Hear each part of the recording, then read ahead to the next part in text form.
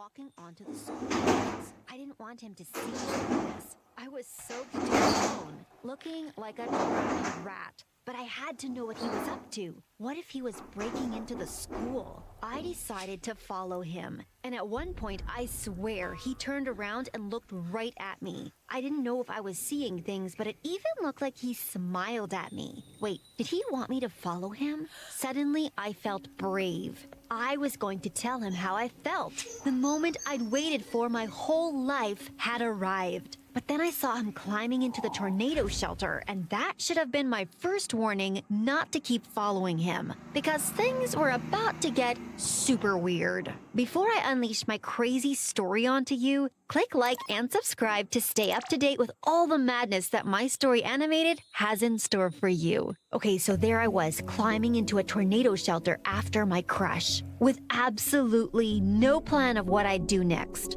I was acting purely on impulse, and it felt amazing. I felt sure he knew I'd climbed in after him, but I couldn't see anything, so I used the flashlight on my phone and realized he'd already gone down the stairs. The rain was really pouring now, so I closed the lid. The last thing I wanted was to flood the shelter. Not on a special night like tonight. I'd never been this close to James before, just the two of us alone. Except we weren't alone. As soon as I closed the lid, I heard a girl's voice. No! I started panicking and decided this had been a stupid idea. I pushed the lid to climb back out, but it wouldn't open. No matter how hard I pushed it, it didn't budge. Oh my gosh, I was stuck.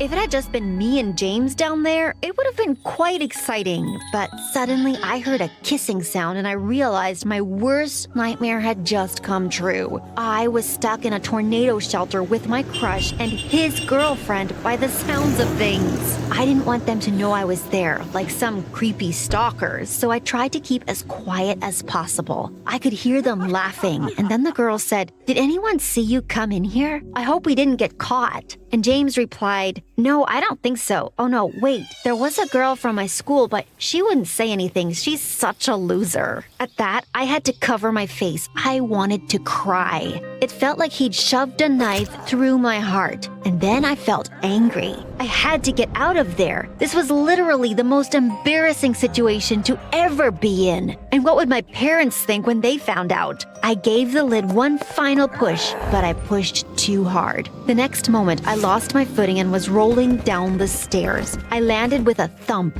and blacked out for a second. When I opened my eyes, James and his girlfriend were standing over me. They didn't even ask me if I was okay. James just looked down at me and said, "Did you follow me here? What are you playing at?" Then he turned to his girlfriend and said, "Come on, babe, let's bounce." Then they just left me lying there and headed up the stairs. I was about to tell them that we were trapped down there, but they'd soon discover it for themselves. I could hear James bashing on the lid of the shelter, but obviously it wouldn't open. And then he shouted down to me and asked if I'd done this and if I thought it was funny. No, James, I did not find this funny. I wanted to shout up at him. Gosh, what would he say if he knew how much I wished I were his girlfriend and not that dumb blonde girl? Then he started shouting about how he had to get out ASAP because the next day was his big football game that was going to guarantee him a scholarship to a top college. He said he had to get it, otherwise he'd be stuck in this stupid town forever. Oh no. This was a disaster, and it was only just the beginning. I sat up and looked around with my flashlight on my phone and realized there was literally nothing down there except for some sandbags and an old scratchy blanket that looked like 1,000 bugs might be living in it. And then I realized I was shivering, like properly freezing cold. My phone was on 10%. Not that it mattered. There was absolutely no signal down there anyway. I didn't even have a bottle of water on me, and by the looks of things, James and his girlfriend had nothing either. Oh man. I held my breath as they came down the stairs. I was so scared of what they'd say to me. They were arguing, and James's girlfriend came right up to me and said, "This is all your fault. You've ruined everything." Truly, that felt like the most awkward moment of my entire life. James told her to try and calm down, and I learned her name was Amy. She must have gone to another school because I'd never seen her before. Neither of them had signal either, and soon they started screaming for help. I didn't want to tell them it was pointless. The rain was so loud, no one would hear us even if they were right above us. Eventually, I told them I was sorry, even though it wasn't my fault. I lied and told them I'd been trying to shelter from the rain because I'd forgotten my umbrella, but Amy didn't buy it. She said, "Yeah, right. You're clearly a stalker. Do you get kicks out of watching other people making out or something?" James said you're a loser, and he wasn't joking. Look at you. If I hadn't already been underground, I'd have asked the ground to swallow me up. No one had ever been so mean to me before. After that, it was really uncomfortable, and all of us were in a bad mood. Soon, it became obvious we'd all have to spend the night down there. So I found a corner as far away from Amy as possible and lay down. I was still shivering and thought about using the insect-infested blanket, but Amy had already grabbed it. There was no way I'd fall asleep. I was so thirsty, and even though the shelter luckily had a small toilet, there was no sink, which meant no running water. I'd have drunk the rain earlier if I knew this was going to happen. I covered my ears because I was afraid I'd hear them kissing, and eventually I must have fallen asleep because the next moment I found myself waking up to hearing a rustling sound. I looked over at Amy, and even though I couldn't see anything, I knew she was eating something. I could hear her. I couldn't believe she had food with her and wasn't sharing it. Did James know? I should have said something, but I was too scared. I'd already caused enough trouble. Finally, morning came, and by then my phone was at 2%. Soon, I wouldn't even know what time it was. I was bursting for the toilet, so I went to use it, and of course, Amy shouted at me and said my peeing was too loud and had woken her up. Then I noticed there was a light switch outside the toilet. I clicked on it, not expecting it to work, and suddenly the whole shelter was flooded with light. Amy quickly pulled the blanket up and told me to look away. Oh my gosh, were they not wearing clothes? Then Amy just laughed and said everyone knows that body heat is the best way to survive in cold weather. Ew! Once they got dressed, I realized how pretty Amy was, and it really annoyed me. How could I have thought James would ever be interested in someone like me when he had Amy? I ran up the stairs and tried to push the lid again, but then I just sat there waiting for people to arrive at school. Then I'd scream my head off. Plus, I didn't want them to look at me. I felt so insecure about my running clothes, and I hadn't even shaved my legs. I didn't want James noticing. I could hear the school bell and feet walking over us, but no one heard me scream. How long would we be down here? James was complaining about being hungry and Amy too, but I knew Amy had eaten something in the night. She was a liar. We started looking around the place to see if we could find anything, and James suddenly sounded happy. Under the sandbags, he'd found some old bottles of water. The water looked disgusting, but I'd have drunk anything by that point. Both James and I downed like a liter each, but Amy refused. Suit yourself, I thought. Then about an hour later, I started getting a weird pain in my stomach. Oh no, there was no toilet paper. This couldn't be happening. I had to run and almost puked my guts up. And I wasn't the only one. James raced in after me, and at one point, we were both lying on the floor taking it in turns to vomit. Not exactly what I had in mind for our first date together. That water must have been 20 years old or something. Amy got seriously annoyed and even tried to drag James out of the bathroom. Was she jealous? And then I noticed an empty soda bottle behind the toilet. Had Amy secretly had a bottle of soda and not told us? How selfish. That first day seemed to fly by. Most of it spent in the bathroom, of course. By the end of the day, I'd almost lost my voice from screaming for help. Would we be stuck down there forever? And then nighttime came, and James and Amy got into a huge fight. Secretly, it made me happy to see them argue. James deserved better. He was super upset that he'd missed his football game, but Amy just kept saying he could go to college with her and then they'd never be apart. And James got really angry and said he didn't want to go to her college. Then the whole room went silent. It was tense. I didn't know what to do, so I just stayed quiet and pretended to be asleep. A while later, I heard someone saying my name. I opened my eyes and could see James. He said he could hear my teeth chattering and that I should come and share their blanket. But if Amy woke up and saw me, she'd go mental. I didn't care about her though. James was actually being kind of nice to me for the first time in my life. I couldn't lose my chance, so I climbed under the blanket next to him. Our legs were almost touching, and of course, that woke Amy up, and when she saw me, I thought she was going to explode. James wanted to keep the peace, so he snuggled into her and left me lying there all alone. But I couldn't stop thinking about the moment we just shared, and during the night, I decided to try and get closer to him. I rolled over until I was almost right at his back. But then I heard something. They were kissing.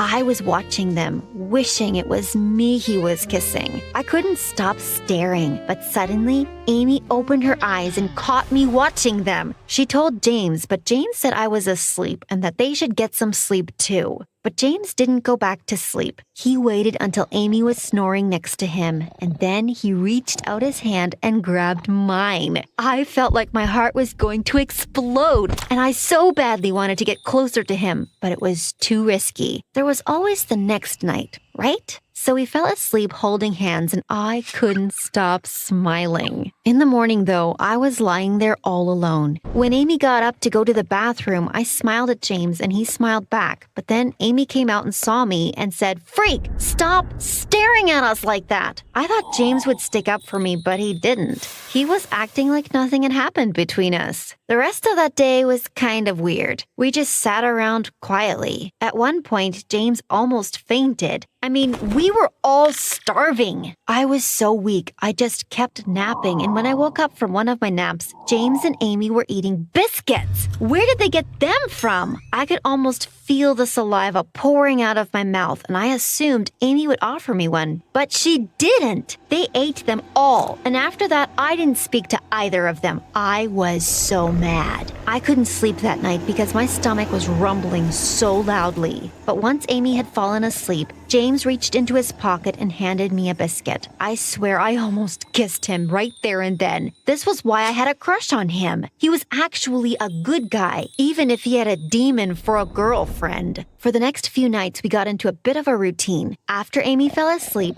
we'd lie there and hold hands. And one night, James came right up to me, and I could tell he was about to kiss me. But Amy started murmuring in her sleep, and he quickly moved over to her and held her. It drove me crazy. After we'd been down there for like 6 days, things were really starting to smell. The toilet, my clothes, it was nasty. And still, James and I hadn't shared a kiss. But for some reason, Amy still looked good. That day I noticed she didn't get up. It was like she'd given up on shouting for help, but it bothered me. Why should she get to sit there and chill? So I told her I'd just seen a huge spider, and I've never seen her run so fast. She raced up the stairs to where James was, and I immediately went over to where she'd been sitting. I just had this feeling she was hiding something, like another pack of biscuits. But I found something much bigger. Under where she'd been sitting was a loose part of the floorboard. I lifted it up and couldn't believe what I was seeing. There was so much stuff down there. Beauty products,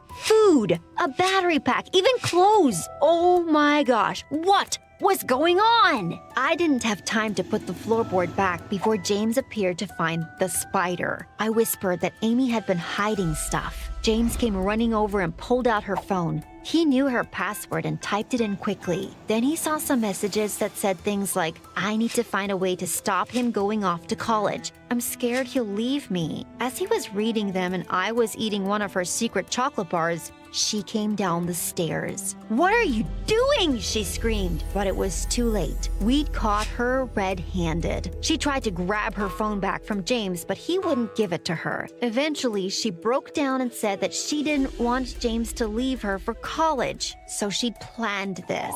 But she had only meant for them to be stuck down there for 1 or 2 days. Then she said I'd ruined it all by turning up and getting them locked in here. But there was something else. While she'd been talking shocking. I'd been digging around, and inside a pair of her socks was a key. I held it in my hands and watched as James went crazy at Amy. He said he couldn't believe he dated such a psycho and that she'd officially ruined his life. Then the best part of all, he turned to me and apologized. He said he was sorry he'd treated me so badly, but actually he'd realized how amazing I was and had enjoyed our sneaky hand-holding sessions while Amy slept. At that, Amy went berserk. She ran towards me and I quickly jumped away. Then I watched as she dug around inside her secret hiding place. "Looking for this?" I asked, swinging the key in my hand. Then I turned to James and said, "She's been hiding this key the whole time." Before Amy could get to it, I ran up the stairs and undid the lock. James was right behind me, and we both climbed out and collapsed onto the ground laughing. We were free! As Amy climbed out, I thought she was going to kick me or something, but she just stormed off.